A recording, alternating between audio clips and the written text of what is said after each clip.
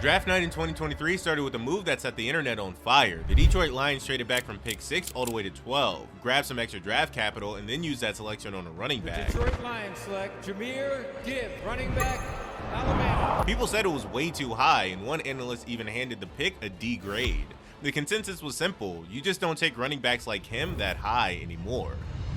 Fast forward 3 years now, and Jahmyr Gibbs has put up 49 touchdowns and racked up 3 straight Pro Bowl selections, breaking a Barry Sanders record in the process. But to understand how we got here, we have to go back to Dalton, Georgia to really see how this all started. Dalton, Georgia sits in the northwest corner of the entire state, about 90 minutes away from Atlanta. It's known as a carpet manufacturing town, so you don't really expect an NFL pipeline of superstars to be coming from there. Jahmyr Gibbs was born there on March 20th, 2002, but he didn't enter the world with the typical advantages that usually lead to being a first-round pick. Because his parents were unable to care for him, his grandmother, Angela Willis, stepped in to raise him. The two of them moved around constantly for years, and there were long stretches where they stayed in local shelters. One of those places was called Family Promise, which is an organization that helps low-income families find stable ground when they have nowhere else to go. Football became the only thing in his life that stayed the same. He showed up early to every single practice at Dalton High School, and even though he rarely said a word, the coaches definitely noticed his work ethic. They saw a kid who was always there and always working, even when they had no idea where he slept the night before. During one of those stays at the shelter, his grandmother met Greg and Dusty Ross, a couple who volunteered there regularly. The family stayed in touch as the years went by, and in 2017, when Gibbs was 15 years old, the Rosses officially adopted him. For the first time in his life, he had a permanent address and a stable family around him, and the results on the football field were immediate. During his junior year, he exploded for 1,430 yards and 20 touchdowns, which caused his recruiting profile to climb and his phone started to ring. The real turning point for his career happened on a Friday night in the fall of 2019. Dalton was playing Harrison High in a game televised nationally on ESPN2, but the cameras weren't there for Gibbs. Every recruiter and fan in the stadium was there to see Harrison's quarterback, Justin Fields, who was the top-ranked prospect in the entire country at the time. Jahmyr went out and ran for 182 yards and 2 TDs in a narrow 28-26 loss, and by the time the game ended, everyone was asking about the kid wearing number 1 on the other team. That's how the conversation changed for good, because the scouts came to see Fields and left with Gibbs at the top of their boards. His senior season was on a completely different level. He finished the year with 2,554 rushing yards and 40 touchdowns, which were both state-leading numbers for Georgia. He was named the Georgia 6A Offensive Player of the Year and earned first-team All-American honors from Sports Illustrated. His ranking jumped from 3 stars to 4, and that matters because 4-star recruits are the players that schools like Alabama and Ohio State actually call. By the time he walked across the stage at graduation, he had piled up over 4,800 rushing yards and 70 career touchdowns. 28 different programs offered him scholarships, including heavy hitters like LSU, Florida, and Alabama. But instead of picking a powerhouse, he chose Georgia Tech. He doesn't care about being in the biggest program because he goes where he trusts the people around him. What nobody realized at the time, though, was just how difficult the situation he was walking into would actually be. Georgia Tech wasn't exactly a powerhouse back in 2020. They were an offense that couldn't find its rhythm and staring down the barrel of a 3-7 record in the season shortened by the pandemic. This was the situation Jahmyr Gibbs walked into as a true freshman, but the tape shows he was better than the rest of the roster from the very first snap. His college debut came against UCF, and he wasted no time making an impression on the opening kickoff. He didn't score, but he returned the ball 75 yards on the first touch of his career while playing in a hostile stadium against a Power 5 opponent at only 18 years old. By the time the clock hit 0, he had racked up 219 all-purpose yards and 2 TDs, which earned him Freshman of the Week honors from the ACC. What he did the rest of that weird short season was even more impressive than his debut. He finished those 7 games with 460 rushing yards and 303 receiving yards while finding the end zone 7 times. Since the year 2000, only 7 Power 5 players have cleared 450 rushing yards, 300 receiving yards, and 200 return yards in their first team's 8 games. When you look at the other names on that list, you see guys like Reggie Bush, Christian McCaffrey, Saquon Barkley, and Joe Mixon. Gibbs put himself in that elite company before he even finished his first year on a team that lost 7 games. The losing didn't stop the following year, as Georgia Tech finished 3-9 in 2021 and sat dead last in the conference. Even though the team was struggling, Gibbs kept producing at a level that didn't seem possible given the circumstances. He put up 746 rushing yards and caught 36 passes for another 470 yards, scoring 6 times and adding an additional kickoff return touchdown for good measure. His total of 1,805 yards that year was the second most in a single season in the history of the program. The conference gave him first-team All-ACC honors as an all-purpose back, which was basically their way of admitting they had no idea how to stop him or classify him. The thing you have to understand about those 2 years at Georgia Tech is that Jahmyr Gibbs was the entire offense. He wasn't just a featured back or a piece of the puzzle, because when the team needed yards or a big third down conversion, they just handed him the ball. Most players in a bad situation like that see their stats disappear because the scheme is broken, or they get shut down because the defense knows exactly who's getting the ball. Jahmyr didn't let either of those things happen, and he stayed efficient and healthy while the rest of the country started to take notice. He had already proven he could be the best player on a bad team, so the only question left was whether he could do the same thing on a championship contender. He had 1 year of eligibility left in the tank, and he decided to head to Alabama to find the answer. Alabama didn't need a savior in 2022. Nick Saban had 5-star recruits at every single position, a Heisman winner in Bryce Young, and a roster that just came off a championship appearance.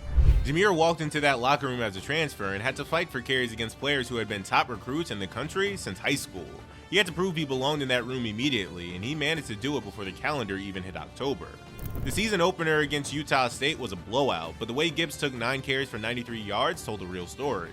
He wasn't just easing his way into the rotation, and he ran the ball like a vet who had been in Saban's system for 3 years. A week later against Texas, the game plan shifted toward the air, and he finished the day with 9 catches for 74 yards and a score. Those 9 receptions were the most by any Alabama running back in a single game during the Nick Saban era. Brad Holmes, the general manager of the Detroit Lions, happened to be sitting in the stands for the Texas game. He later said after watching that game and Gibbs play, that afternoon left him convicted. He wasn't just impressed or interested in the kid, but he felt the decision was already made and the game film was just confirming what he already knew. There was still a conversation about whether Jahmyr was just a running back who couldn't handle a heavy workload. The Arkansas game ended it for good. He handled 18 carries for 206 yards and 2 touchdowns, including 2 massive runs that went for 72 and 76 yards. His yards per carry average in that game was the second best in the history of the Alabama program. Alabama suffered 2 close losses to Tennessee and LSU that kept him out of the playoffs, but Gibbs was incredible in both those matchups and put up over 150 scrimmage yards in each. When the season was over, Nick Saban gave an assessment that was about as high as it gets from a coach who usually keeps his praise in check. He called Jahmyr a smart, experienced player who truly understood how to execute a complex scheme. Coming from a man who has sent dozens of players to the first round of the draft, that focus on football IQ was a huge green flag. Plenty of guys in college can run fast, but very few can pick up a blitz, change their protection, run a perfect route, and still have the gas to take a handoff 70 yards. But Jahmyr Gibbs could do every bit of it. The NFL Combine gave scouts one more nugget to chew on. Jahmyr Gibbs ran a 4.36 40-yard dash, which was the second fastest in his draft class. For a player whose receiving skills already made him a unicorn, adding that kind of elite straight-line speed made the total package almost impossible to ignore. He wasn't just a slot receiver trying to play running back, but rather a true back who could run routes like a pro and still power through arm tackles when things got crowded. Bijan Robinson was the first back off the board when Atlanta took him at 8th overall. That move didn't shock anyone because Bijan had been the consensus top prospect at the position for the entire year. What happened just 4 picks later is where the draft really got interesting for the rest of the league.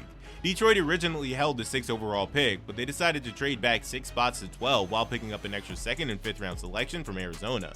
General managers trade back to stockpile draft capital all the time, as it's a standard way to build a roster. What wasn't standard, however, was what they used that 12th pick on, which was Jahmyr Gibbs. And the reaction in the draft world was like someone who had just flipped a table in a quiet room. The immediate takes were brutal, with one analyst calling the pick a belly flop while others claimed the lines reached way too early. One draft grade even came in at a D, but the loudest complaints weren't actually about Gibbs as a player. Running backs had spent the last decade getting pushed down draft boards because the league decided they were easy to replace. The logic was that you can find a 1,000-yard runner in the 3rd round, so spending a top 12 pick on one is just bad asset management. Before Bijan Robinson went at 8 that year, the last pick to be taken in the top 10 was Saquon Barkley back in 2018. And people debated that pick for years afterwards. Taking a running back in the top 12 of the same draft felt like the Lions had missed something obvious that everyone else saw. Brad Holmes didn't see it that way at all, though. He wasn't looking at Gibbs as a traditional running back because the games from Alabama showed a player who ran routes like a wideout and served as Bryce Young's primary target on 3rd downs. Holmes eventually told the public that the Lions staff put Gibbs in his own separate box during the evaluation process, which kept him away from the standard running back labels. Before the season even kicked off, offensive coordinator Ben Johnson mentioned that Detroit might use Gibbs in a way that people wouldn't expect. That isn't how a coach talks about a guy who just takes 20 carries up the middle, but rather how you describe a chess piece that can break a defense. The critics have made their case and Detroit had made theirs, which meant it was finally time for Jahmyr's game to settle the debate. Week 1 of the 2023 season had the Lions face off against the Kansas City Chiefs, who were the defending champions at the time. Dan Campbell's Lions were looked at as a feel-good story who just hadn't arrived just yet. Jahmyr Gibbs only got 7 carries in that debut though. David Montgomery handled most of the heavy lifting that night, but even in limited touches, Gibbs showed enough flashes that anyone watching closely knew exactly what was coming. That limited role was going to have to be reality for a little while, because Detroit signed Montgomery to be the veteran lead back. Campbell wasn't about to hand a rookie the keys to the car on the very first day of school. A hamstring strain in weeks 5 and 6 slowed down his momentum just as his role started to grow. Gibbs had to sit out 2 games right when the offense was beginning to lean on him more, which sucked, but he finally returned in week 7 against Baltimore and took a 21-yard run into the end zone for his first career NFL touchdown. The Lions got blown out 38-6 in that game, but the score served as a sign of things to come. The very next week was when the entire narrative around him shifted. It was Monday Night Football in week 8 and Montgomery sat out with a rib injury. Dan Campbell decided to give Gibbs 26 carries and let him loose in front of a national audience. He finished that night with 152 yards on the ground and another 37 through the air, totaling 189 yards from scrimmage and a touchdown in a 26-14 victory. The run game had been a bit up and down all year, but it suddenly looked unstoppable with number 26 in the backfield. What Brad Holmes saw at Alabama in that stadium back in September was finally playing out on primetime TV. Gibbs wasn't just a small part of the scheme anymore, because when he had space to move, he became the entire offense. The rest of the year went exactly how you'd expect once a talent like that finds his rhythm.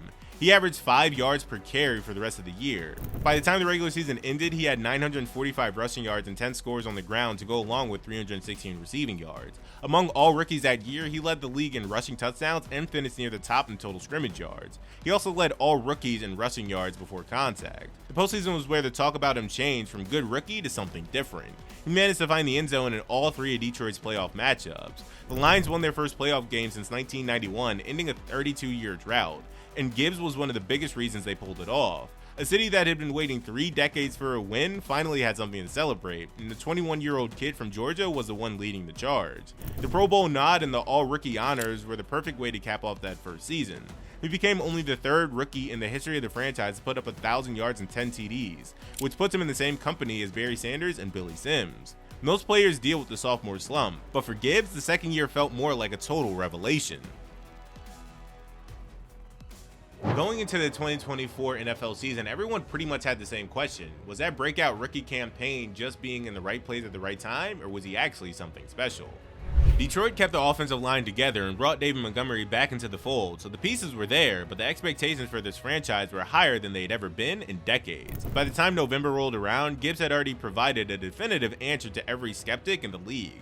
The final stat line for 2024 was staggering, as he finished with 1,412 rushing yards and 16 touchdowns on the ground, while adding another 517 yards and 4 more scores through the air. When you add all of it up, you get 1,929 total scrimmage yards and 20 touchdowns, a number that didn't just lead the running backs or the NFC. He led the entire NFL in touchdowns. Only 3 players in the history of the NFL have ever put up a season with at least 1,900 scrimmage yards, 16 rushing touchdowns, and 4 more receiving scores. David Johnson hit those numbers back in 2016 during one of the most dominant individual runs we've seen in the last 10 years. And Marshall Faulk did it in 2000 when he nearly won the MVP.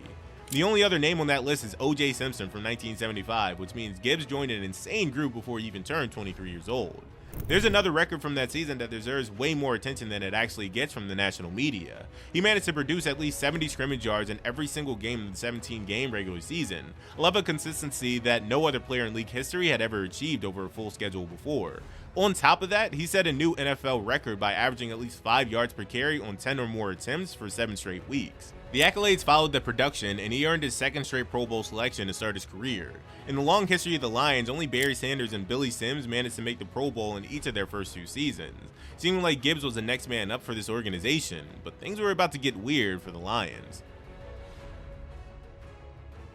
The 2025 season serves as the ultimate litmus test for Jahmyr Gibbs to see if he can actually carry an entire offensive load when the scheme isn't directly benefiting him. Everything changed during January 2025 when Ben Johnson actually left the Lions to head coach the Chicago Bears, and the Lions signed Johnny Morton. Johnny Morton made it clear that his version of this team was going to be a little bit different for the offense and for Jahmyr Gibbs specifically.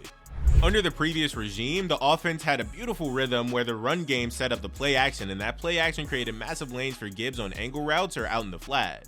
Morton was working from a completely different blueprint, and the results were clunky from the jump. Detroit managed to start the year with a 5-3 record, but the offense never looked as locked in or as dangerous as it had during those first 2 years. The new scheme leaned much more heavily on the pass and tried to use Gibbs as a wide receiver more often, a change he actually supported in the media by saying he had been waiting for a bigger role in the passing game. The problem was that the pieces around him weren't always in the right spot to make this new vision work. The breaking point came in week 10 after a tough loss to Minnesota, leading Dan Campbell to take over the play calling duties for the rest of the season. The impact was immediate as the Lions went out the very next Sunday and hung 44 points on Washington, while Gibbs exploded for 172 scrimmage yards and 3 TDs. 2 weeks later, he absolutely torched the Giants for 264 yards and 3 scores, including a 69-yard touchdown run in overtime that ended the game right then and there. Those performances earned him 2 NFC Offensive Player of the Week awards and showed exactly what this offense could do when the running game had a clear sense of direction. Even with the late season surge, Campbell couldn't fix everything in time to save the playoff run, and the Lions finished 9-8 to miss the postseason. Morton was let go just 2 days after the final game of the year, and in the offseason the Lions picked up Gibbs' 5th-year option, looking to hammer out a long-term deal in the near future. Jahmyr even said after the season that his best is yet to come. When you look at the 3 Pro Bowls, the 49 touchdowns, and the historic records he's already broken before age 25, the idea that there's another level to his game is a scary thought for the rest of the league. The film on Jahmyr Gibbs tells the same story at every single stop. Whether he was playing at Dalton, Georgia Tech, Alabama, or now in Detroit, the production followed him every time the competition got harder. So there you have it. Subscribe if you're new, and watch this next video if you haven't already.